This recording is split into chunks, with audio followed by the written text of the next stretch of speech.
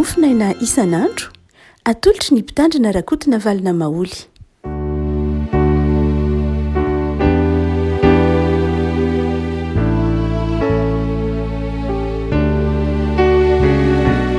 Ampifaliana ry havana no iara-banantsika hatratra ity alatsinainy fa 4 ny volana oktobra ity ny mofinaina valahatra ho antsika anio dia ny bokyny apokalipsy.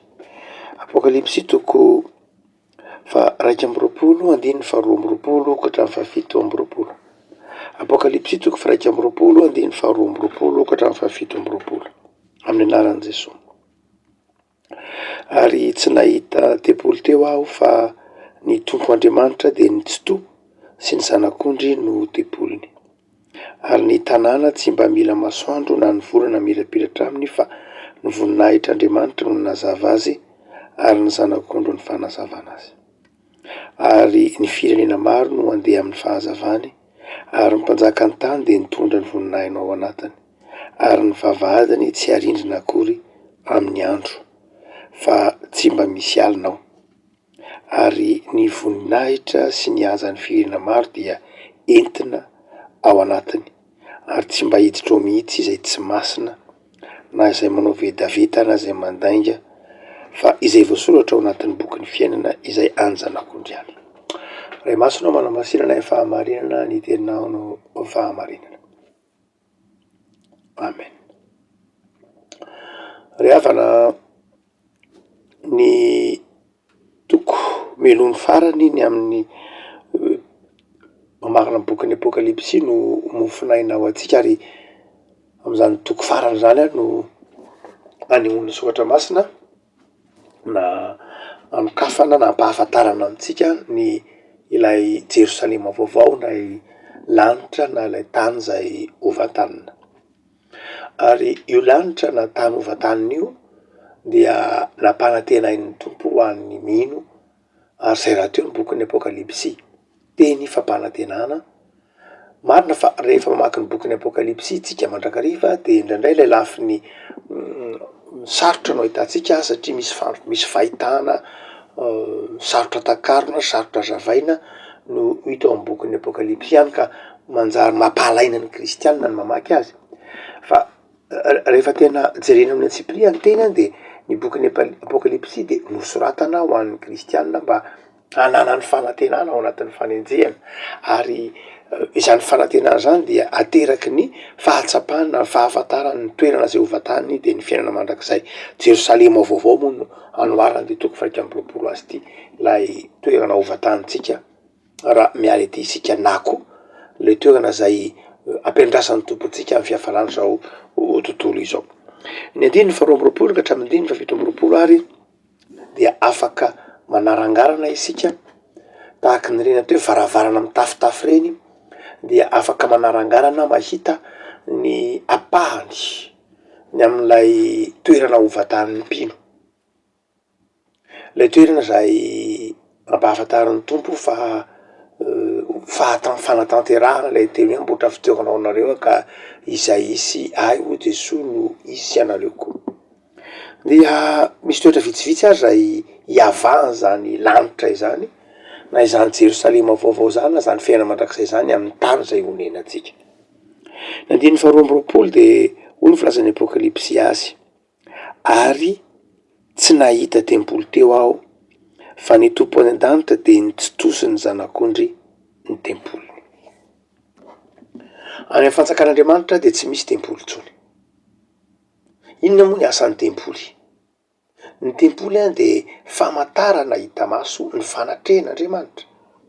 Eto amin'ity zao tontolo izao ity zany dia tsy mbola manjaka tanteraka akory Andriamanitra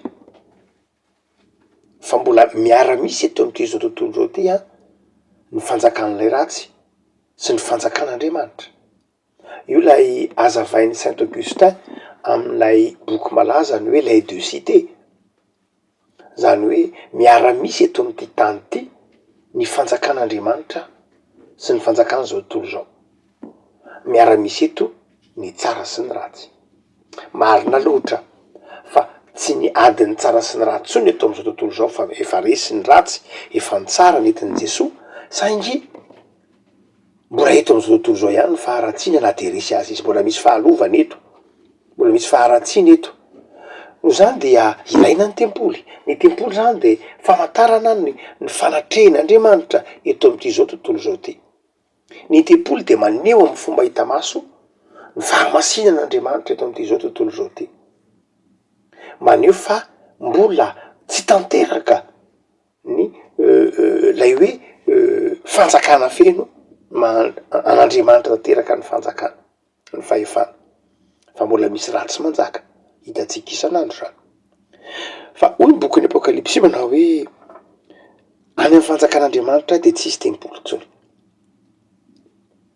tsisy tempoly tsony any, satria efa feno ny fahefan'Andriamanitra. Ny manontolo mihitsy ny lanitra manontolo de efa fidiranan'Andriamanitra. Ny lanitra manontolo de efa fanjakan'Andriamanitra. Ny lanitra manontolo de efa enika ny voninahitr'Andriamanitra. No zany dia tsy misy tsony ny tempoly any, tsy ilaina tsony ny tempoly any, satria tsy miavaka itsony hoe ity zao tontolo zao, ity ny fanjakan'Andriamanitra, ity lay tsara, ity lay ratsy, tsy miavaka tsony, fa efa tsara avokoa ary efa fiainana isan'andro no fidiranan'Andriamanitra de tsy misy tempoly tsony. Azany afaka malala no ny teny ampahirezin'ny Apokalipsy ny mpamaky hoe, satria tamin'ny andron'ny Apokalipsy de miafina ny olona no mivavaka, miery ny olona no mivavaka, any amin'ny toerana takona ny olona no mivavaka, nefa zavatra tena tian'ny olona sy mamin'ny olona, kamamin'ny olona, irian'ny olona ny hoe mivavaka sy manome voninahitra an'Andriamanitra. De hoy ny bokin'ny Apokalipsy hoe tsisy tempoly tsony any ihany, zany hoe vavaka isan'andro akeny ihany. Io zavatra tsy azonao atao amin'ny fidiranan'Andriamanitra io de zao ataonao efa fiainana manontolo zany fidiranan'Andriamanitra zany.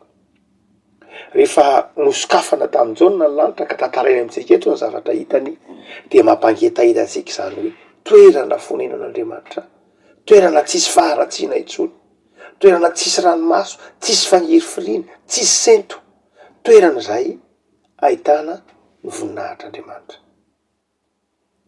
Tsy hoe misy zavatra fonjifonjena intsony amin'ny fanompoan'Andriamanitra hoe maika anao an'izao na maika anao an'izao, fa toerana ahitana ny voninahitr'Andriamanitra manontolo. Mampiavaka lay lanitra am'izay tany honena tsika. Fa ny manaraka izy de manao hoe andininy 17 ary ny tanàna de tsy mba mila masoandro na ny volana amirapiratra aminy, fa ny voninahitr'Andriamanitra nanazava azy ary ny zanak'ondro ny fanazavana azy. Ao anatin'ilay boky izay nosoratan'ny toriteny nataon'ny Martin Luther King ny hoe la force d'aimer, dia natika hoe ny hery itiavana na heretiny ity, dia manazava izy fa ao am'izany fanjakan'Andriamanitra zany raha ty andininy 17 ity hoe ao an-danitra nge tsisy masoandro tsony. Ny dikany hoe tsisy masoandro de tsisy alina intsony, tsy misy alina intsony ao, tsy mila masoandro tsony ao, dikan'izany tsy misy ora enjehina intsony. Ny masoandro mantsy, masoandro mipotra, masoandro miletika, zay nataontsika hoe andro anankiray, zay nataontsika hoe indray andro, miveriny mipito zay ny herinandro, zarana 440 zay ny ora anankiray. De hoy Martin Luther King manao hoe rehefa tsisy masoandro ao de zao tsisy famantaran'andro ao, tsisy fanosana andro ao, mandrakizay zany ny dikany. Ny dikany teny hoe tsy misy masoandro ao amin'ny tanànan'Andriamanitra de zao tsy hoe tsisy fahazavana zay, tsy hoe tsisy hafanana, fa mandrakizay ny dikany, mandrakizay. Ny dikany teny hoe mandrakizay de zao zay le dikany teny hoe fahazavana mandrakizay. Afaka malala, tsy fiainana mahafinaritra ihany zany no vatantsika ao amin'ilay lanitra, tsy fiainana feno fidiranan'Andriamanitra, fa fiainana tsy manam-pahataperana, fifaliana tsy manam-pahataperana.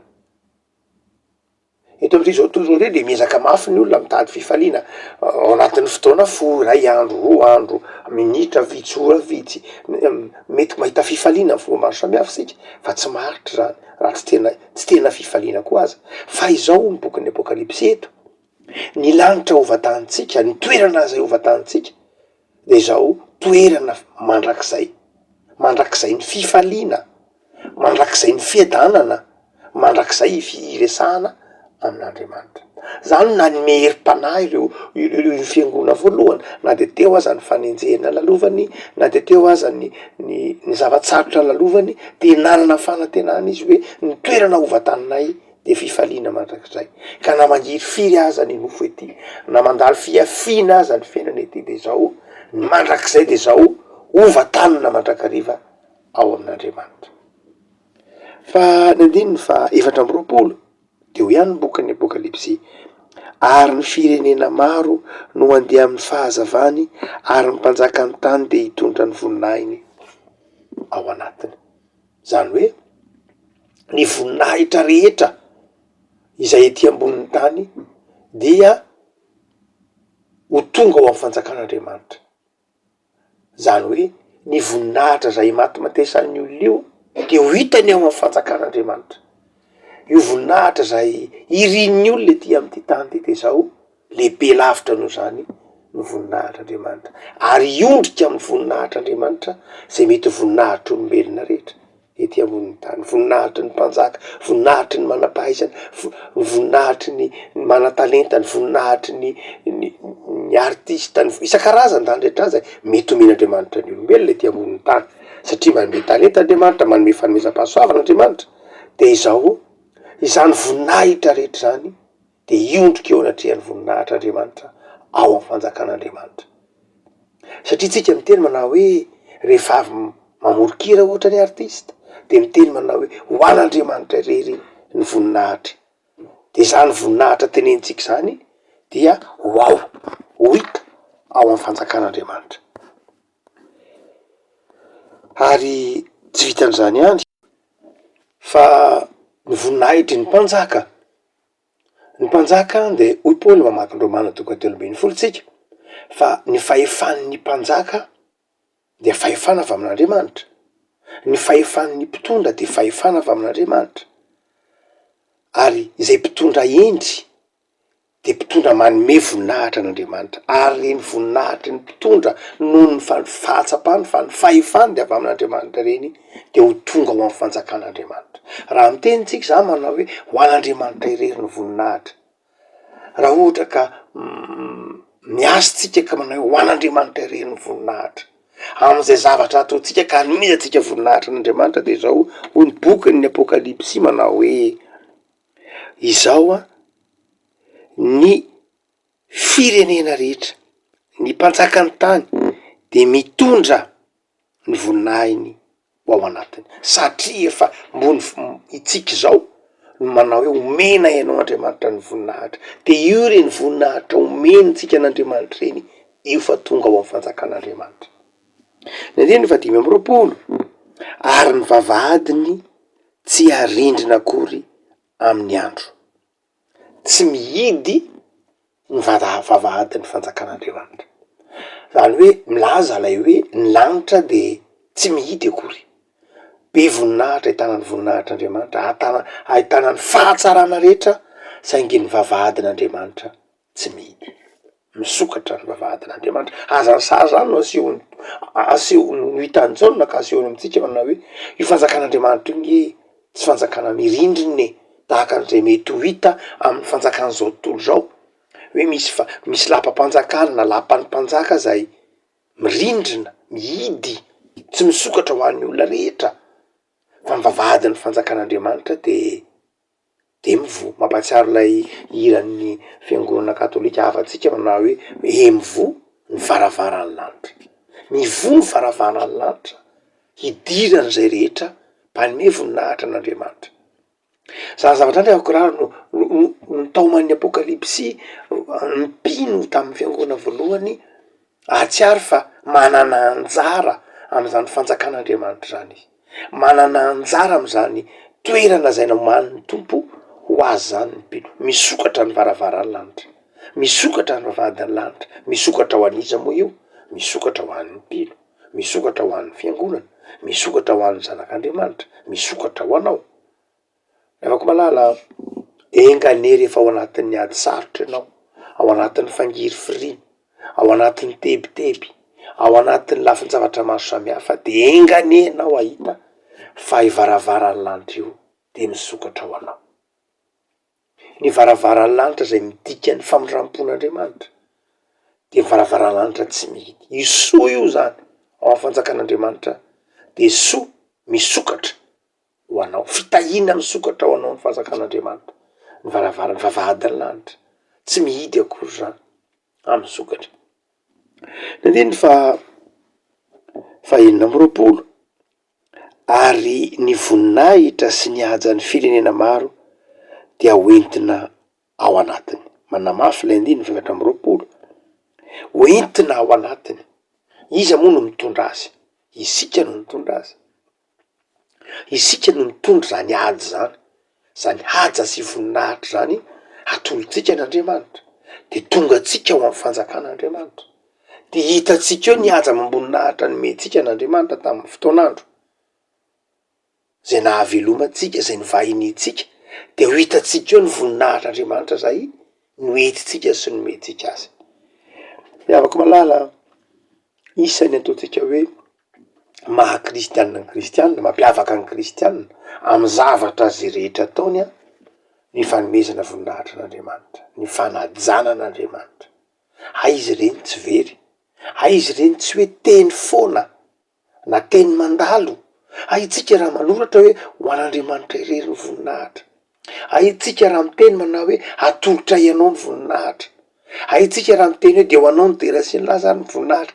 Tsy teny mandalo izy reny, fa teny izay miantefa ao amin'ny fanjakan'Andriamanitra, teny miantefa ao amin'Andriamanitra, ary teny hovatanitsika, manjary teny ho hitatsika ao amin'ny fanjakan'Andriamanitra ny voninahitr'Andriamanitra.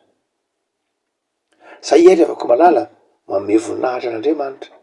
Tsy tokony ho adonontsika fa ny fiangonana voalohany na ny kristianina voalohany zay amin'ity bokin'ny Apokalipsy ity dia nitondra ny henatra mafy indrindra, no vonoina, no kapohina, no aratsiana, no latsaina, no dorana, no viravirainy ny biby masika sy zavatra tahaka izany ny kristianina tamin'ny taonjato voalohany. Natao mihitsy zay hampahamenatra azy, natao zay ahafa-baraka azy mihitsy aza ny kristianina tamin'ny fiangonana voalohany. Ary raha ny kristianina tamin'ny fiangonana voalohany zany de nanome voninahitra n'Andriamanitra na de teo aza ny fahoriana sy ny fangirifirina. De mampahery azy ity bokin'ny Apokalipsy ity, mampahery atsika mihitsy, itsika zay miaritra ny mafy amin'ny fanompona, miaritra ny mafy amin'ny fihetsikona vavolombelona, miaritra ny mafy amin'ny fiainana ety ambony tany, nefa manome voninahitra n'Andriamanitra, de ampaherezan'ny Apokalipsy hoe tsy very ange reny, reny no hovatanonao, reny voninahitr'Andriamanitra, io fanomezanao voninahitra n'Andriamanitra io, mbola ho hitanao io voninahitr'Andriamanitra zay natolotra ao an'Andriamanitra io. Mijanona eto ambonin'ny tany any ny fangirifirina, mijanona eto ambonin'ny tany any ny zava-tsatra, fa ny voninahitr'Andriamanitra mbola ho hitanao. Ary ny farany amin'ilay andininy zay voalahatra ho mofo tena andininy fa fito amby roapolo. Ary tsy mba hiditra ao mihitsy izay tsy masina, na izay manao vetaveta, na izay mandainga, fa izay voasoratra ao anatin'ny bokin'ny fiainana, izay ihany zanak'ondry avy. Mivono vavahady, mivono vavahady, fa misy tsy miditra ao. Le matoa teny hoe tsy hiditra ao de zao, tsy hoe rarana tsy hiditra izy, tsisy mpandrara mihitsy ao, fa tsy hiditra ao fotsiny izy. Zany hoe le mivono vavahady ny fanjakan'Andriamanitra. Tsy hoe hoy ny bokin'ny Apokalipsy hoe tsy misy manakana eo fa ireo zay vetaveta, ireo zay tsy masina, ny mpandainga de tsy hiditra ao mihitsy izy. Zany hoe izy mihitsy tsy tsotafiditra izy mazava ho azy, fa izy mihitsy no tsy nanapa-kevitra no efa nisafidy ny tsy hiditra ao. Zany hoe le safidy zany de efa vita melo, mivoy varavaran'ny lanitra eo, fa ny safidy efa vita melo ka tsy hiditra ao ireo zay voalaza teo. Tsy amin'ny fotoana zany ifaranan'izao tontolo zao no ataony safidy, tsy zay. Tsy hoe rehefa tonga ny fiafaranan'izao tontolo zao ka eny amin'ny raho any lanitra Kristy, zay ny olona vao hisafidy, fa ny safidy efa vita melo. Zay ny dikan'ilay teny hoe tsy hiditra ao, satria le safidy efa vita. efa vita milo ny safidy hoe mbola ety ambony tany sika, mbola ao anatin'izao fanompony zao tsika no misafidy hoe vavahady aiza no idirana, lay vavahady eto ve ho Jesoa ka makany am'ty fiainana mandrakizay ty, sa lay vavahady makany amy lalana mikodana ka makany amy fahaverezana. Ankehitriny sika no misafidy fa tsy amin'ny fiverenany tompo eny amy raho any lanitra. Izao ianao no misafidy hoe aiza le vavahady idirana, de efa vita le safidy ankehitriny, ka rehefa vita le safidy de tsy hiditra any am'lay fanjakan'Andriamanitra. Zay hoy ny filazan'ny apokalipsy eto hoe ireo zay tsy masina. Inona moa tsy masina? Ny mpanompo sampy. Inona moa tsy masina? Ireo tsy mba nanaja an'Andriamanitra, ireo zay nandety nanaraka ny tsy fahamendrena teo amy fiainana. Inona moa tsy masina? Ireo zay nanivaiva, ireo zay tsy nino an Jesoa, zay no tsy masina. De ao izy manao hoe izay manao vetaveta, izy manao vetaveta reo mpanompo sampy. Iza moa manao vetaveta? Ireo zay miala am'lay fiainana kristianina. Ary hoy izy manao hoe ireo zay mandainga mamitaka, ireo zay tsy milaza ny marina, mampianatra zavatra diso, mampiala ny olona amy finoana, zany rehetrany dia tsy hiditra ao mihitsy. Nanao marina kokoa efa ny fidy milo tsy hoany izy. Dia hoy ny filaza hoe le tsy voasoratra amy bokin'ny fiainana na ao amy bokin'ny zanak'ondry. Le afako engane iahery ianao ho mpamakina itony bokin'ny apokalipsy itony, satria fantatrao ny toerana hovantaninao, fantatrao ny miandry anao, fantatrao ny lanitra zay honenanao. Ny tany ange ho vita ihany 70 taona 80 taona, ny eto ange mandalo e, ny eto ange tsy maharitra. Miezaka mafy zao tontolo zao manalava ny andro iainan'ny olona, tsy maninona zany. Tempolin'Andriamanitra ve tsotsaboina tsokarakaraina, miezaka mafy ny olombelona manao zay ananana fiadarana sy fifaliana eto, fa ny fiainana eto ange tsy maharitra. Ny mandrakizay eo amin'Andriamanitra, tsy ny antsoantsony tsy mino manao hoe tsy misy ny lanitra, ny tsy ampisy ny lanitra tsekory. Tsy ny tabataba-n'izao tontolo zao miteny manao hoe tsy misy zany fiainana ambadiky ny fahafatesana zany, tsy zany akory no anafoana ny fiainana ao ambadiky ny fahafatesana. Tsy ny lainga afafon'le ratsy ka miteny manao hoe tsy misy zany elo zany no tsy ampisy ny elo, fa misy ny elo, misy ny fiainana mandrakizay. Fa anao ny safidy ry havako malala. Efa ny safidy raha teo moa sika matoa-tsika kristianina, de efa vita ny safidy tsika. Matoa-tsika vita batisa mpanray fanasan'ny tompo, nandray an'i Jesosy tompo sy mpamonjy, de efa vita ny safidy tsika. Fa kristianina isika, fa zay ampaherezana tsika de zao, tany mafy zay anananao mba tsy saka sady boninahitra. Tazony mafy mba tsy ho voafafa am'zany bokon'ny fiainana zany anaranao, ao am'lay toerana zay efa omanin'ny tompo hovantaninao. Inona ny fomba hiazonana an'izany? De zavatra anankiroa ihany lany ery bokin'ny apokalipsy de zao: ny faharetana amin'ny finoana. Ny faharetana amin'ny finoana, de aharitra amin'ny finoana ianao. Ary ny faharoa de zao: ny fanekena anompo an'Andriamanitra amy fanetretena sy ny fanomezam-boninahitra ny anarany. Ireo no aretanao amy fanomponanao, ka amatarana fa ao anatin'ilay lalan'ny fanjakan'Andriamanitra ianao. De zao ny faharetanao amy fanompona na inona lalovana, satria fantatrao zay nonao, ary zao ny fanekenao anome voninahitra an'Andriamanitra amy fiainana isanandro. Ivavaka ary sika. Tompo misaotra anao zahay fa ampafantatra anay ny fiainana mandrakizay ianao, zay hovantaninay de fiainana feno fifaliana, tsisy fangiry-firiana, tsy misy fanaitainana, ary fiainana efa nampanantenainao anay zay maharitra amin'ny finoana sy ny fanarahana anao. Tompo, ampahirezo zay mpino, mba tsy ho variana amin'izao tontolo zao. Ampahirezo zay fa misy ny mandrakizay zay hovantaninay. Tsy fantatry zao tontolo zao zany, fa izay nampahafantarinao zany, ary ao am'izany lalana makamin'ny fiainana mandrakizay zany ny fanomponainao isanandro. De ampahareto zay tompo amin'ny finoana sy amy fanarahana anao. Meteza amindra fo aminay, meteza hitantana sy ampahery anay amy fiainana isanandro. Mivavaky zay tompo am'izao herinandro vao manomboka izao, ataovy mpandresy zay. oneno ny fiadananao ny fiainana isan'andro, oneno ny fifalianao ny isan'andronay, oneno ny fifalianao ny firenenay, ny fiangonanay. Ivavak'izay Tompo, aza mahafoina masaraka anay ianao, mamakivaky ity herinandro ty, na amin'ny asa io, na amin'ny fanompony io. Jereo manokanareo marary, jereo re manana ady am-panahy, jereo re manana olana, jereo re manana debideby, jereo Tompo, mifampahirizana izy ireny. De tononona aminay tsiray avy Jesosy, ny famindramponao, mitoera aminay Tompo tsara, amin'ny anaranao naovanay izany vavaka izany. Amen.